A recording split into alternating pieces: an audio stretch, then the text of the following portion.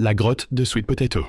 Le 27 février 2004, un groupe de Boy Scouts se rassembla à l'entrée de Sweet Potato Cave, dans une zone rurale du Kentucky. Il faisait un froid mordant et le givre couvrait encore les collines alentour. Parmi eux se trouvait Jesse, 14 ans, un scout reconnu pour son esprit aventureux. Les garçons avaient déjà exploré cette grotte et en connaissaient la configuration générale. L'humeur était au beau fixe quand ils se préparèrent à descendre sous terre. Sweet Potato Cave appartient à un système calcaire dissimulé dans les forêts du Kentucky. Ces passages étroits, creusés par l'eau souterraine pendant des millénaires, s'enfoncent profondément. L'entrée, petite et entourée d'arbres, donne sur des chemins allant de rampings serrés à des salles de taille moyenne. Même si le groupe y était déjà venu, certains passages exigeaient une navigation prudente, même pour des spéléologues équipés de casques et lampes frontales. Le groupe entra en fin de matinée. La descente initiale se déroula sans incident. Ils franchirent de les premières salles sans difficulté. Plus loin, ils rencontrèrent une fissure verticale le long d'une paroi. L'ouverture était très étroite, à peine assez large pour laisser passer une personne. Le chef de troupe, Andrew Duncan, recommanda la prudence et interdit au groupe de s'y engager. C'était trop étroit et hors itinéraire Jesse, cependant, ignora l'avertissement et tenta de se faufiler seul dans la crevasse. D'abord, il progressa, mais au bout de quelques pieds, il resta bloqué. Sa poitrine était comprimée fermement entre les parois calcaires. Impossible d'avancer ou de reculer. Il essaya de repositionner bras et jambes. Chaque tentative aggrava la situation. Sa respiration devint superficielle et irrégulière. Andrew se précipita et mesura la gravité de la situation. Les autres deux scouts se rassemblèrent. Les yeux de Jesse étaient écarquillés, ses lèvres pâles. La température ambiante de la grotte était basse et la roche aspirait sa chaleur corporelle.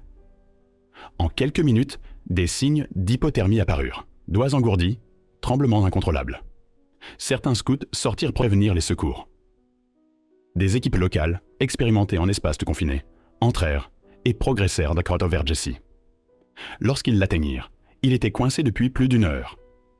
Alerte mais épuisé, le visage très pâle, sa température avait nettement chuté. Les sauveteurs appliquèrent des couvertures thermiques et des chaufferettes chimiques, surveillant ses paramètres pendant qu'ils évaluaient une extraction sûre. À l'aide de pièces de biche, marteaux et petits burins, ils commencèrent à élargir les toitures. Le calcaire était solide et la progression lente. Ils travaillaient par relais, veillant à ne pas déstabiliser les blocs au-dessus de sa tête. Jesse resta conscient, répondant parfois aux questions, mais ses forces diminuaient. Au fil de 2 heures supplémentaires, ils retirèrent assez de roches pour créer l'espace nécessaire à l'extraction. Une traction coordonnée permit de glisser doucement Jesse hors de la crevasse. Il fut immédiatement installé sur un brancard et évacué. Transporté à l'hôpital, les médecins confirmèrent une hypothermie légère sans séquelles. Sa température centrale fut stabilisée et il sortit dans la soirée. La tragédie de Wildcat Cave. Le 5 octobre 1965, des enfants d'un foyer méthodiste prirent le bus pour une sortie routinière vers un village voisin. En chemin, un pneu creva et le trajet prit une tournure imprévue. Faute de réparation immédiate, le groupe s'arrêta près de Wildcat Cave pour passer le temps. Parmi les enfants se trouvait Maurice Patel, qui, avec ses amis, entra avec empressement. Le groupe commença à explorer librement. Wildcat Cave était connu pour ses passages tortueux et étroits et ses ressauts soudains. En progressant, Maurice se retrouva séparé. Il appela sans réponse. Il tenta de revenir sur ses pas, mais avait déjà pris une mauvaise bifurcation. Plus il avançait, plus la grotte se resserrait. Il suivit une pente glissante descendante jusqu'à une étroite faille entre 2 énormes blocs.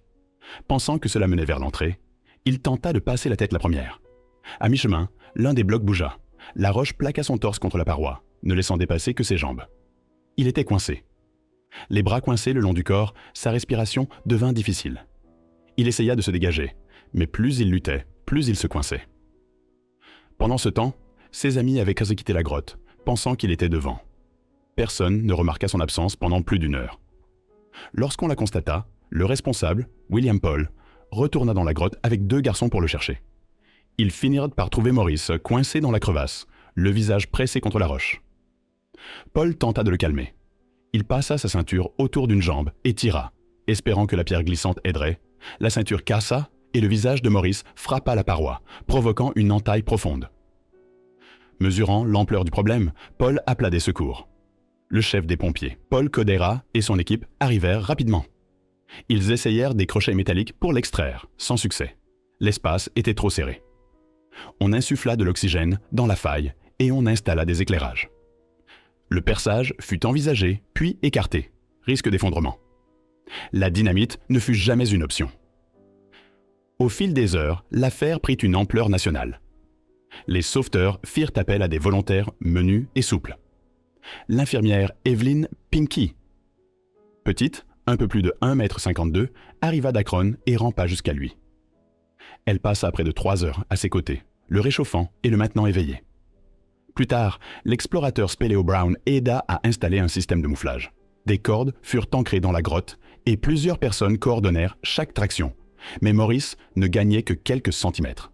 Son corps était gonflé, meurtri et pressé entre les roches. Au matin suivant, il était coincé depuis plus de 24 heures, sans boire ni manger. Le froid aggravait son état. En dernier recours, on fit venir un Eagle Scout de 17 ans, Michael Yared. Petit, calme, avec de l'expérience. Le plan final était risqué. On enduisit le corps de glycérine pour le rendre glissant. Des cordes souples furent nouées aux chevilles, autour du torse et sous les aisselles. Michael rampe, atteignit les jambes, posa les boucles au signal. L'équipe tira. Maurice avança, puis recula. On repositionna et on recommença. À chaque traction coordonnée, on gagnait quelques centimètres. Enfin, après plusieurs tentatives, la roche relâcha sa prise. Maurice fut extirpé. Les sauveteurs l'enveloppèrent de couverture et le portèrent hors de la grotte. Il fut transporté à l'hôpital et soigné pour épuisement, déshydratation, ecchymose profonde et une lacération au visage. Il avait survécu à plus de 24 heures coincé dans une fissure calcaire. Peu après, les autorités scellèrent Wildcat Cave pour empêcher de nouveaux incidents. La grotte de John Young. Le 12 février 2022, les spéléologues expérimentés John Young et Marvin Miller partirent explorer une grotte nouvellement découverte au Texas. Le système, récemment mis au jour, mêlait puits profonds et fissures étroites. Un vrai défi même pour des vétérans. Pour les deux amis, c'était l'occasion parfaite d'allier aventure et découverte. Après un downclimb d'environ 3 mètres près de l'entrée, ils atteignirent un ramping qui les força à se faufiler dans plusieurs fissures serrées. Finalement, le boyau s'ouvrit sur une salle plus vaste. À son extrémité, Young remarqua une petite fente d'environ 1,2 m de profondeur, menant vers un espace plus étroit. Fidèle à son attrait pour les voies difficiles, il décida d'inspecter. Il se glissa par la fissure et accéda à une petite chambre surplombant un puits plus profond. Au départ, l'étroiture paraissait gérable, mais en tentant de revenir, Young comprit le problème. Quelle que soit la façon dont il se tordait ou poussait, il n'arrivait pas à remonter par la même fente. L'espace était trop étroit, sans prise ni appui pour se hisser. Il était coincé. Sous lui, la fissure serrait l'abdomen, les hanches et le haut des cuisses avec une pression constante. Chaque tentative de changement de position empirait tout. Son ventre était plaqué contre la roche, les jambes enfermées dessous.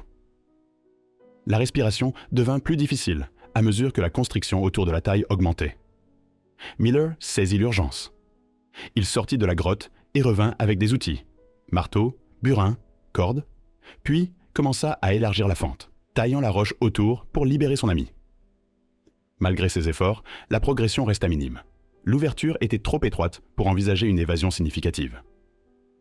Comprenant qu'il fallait des professionnels, Miller ressortit une seconde fois et appela les secours. Rapidement, une équipe spécialisée arriva, spéléologues, secouristes, EMS et pompiers. Ensemble, ils mirent au point un plan d'extraction. Une fois sur place, les sauveteurs commencèrent à dégager prudemment la roche autour de la taille et des hanches de Young. Chaque coup devait être calculé. Une pression mal placée pouvait déplacer la roche de façon imprévisible ou provoquer un plafond. Pour aider, l'équipe installa un mouflage et amena de petits blocs qu'ils calèrent d'un sous les pieds de Young afin de lui redonner un peu d'appui. En douleur constante, Young resta calme. La pression sur l'aine et l'abdomen était presque insupportable et l'immobilité prolongée entraînait de fortes crampes. Il se concentra à caler ses mouvements sur les efforts des sauveteurs. Quand la fente fut assez élargie et qu'un appui solide fut placé sous lui, Young commença à pousser avec ce qui lui restait de force. En même temps, les sauveteurs coordonnèrent Tallline et la traction par le système de poulies. La progression fut lente, mais régulière. Chaque centimètre gagné le rapprochait de la sortie. Enfin, après plusieurs heures d'efforts, John Young fut libéré de la fissure. On le hissa hors de la grotte et il fut évalué par le personnel médical. Hormis de sévères contusions, une grande fatigue et des courbatures, il échappa à toute blessure grave. Si vous avez aimé cette vidéo, abonnez-vous pour découvrir d'autres histoires du même genre et n'hésitez pas à laisser vos suggestions en commentaire pour la prochaine.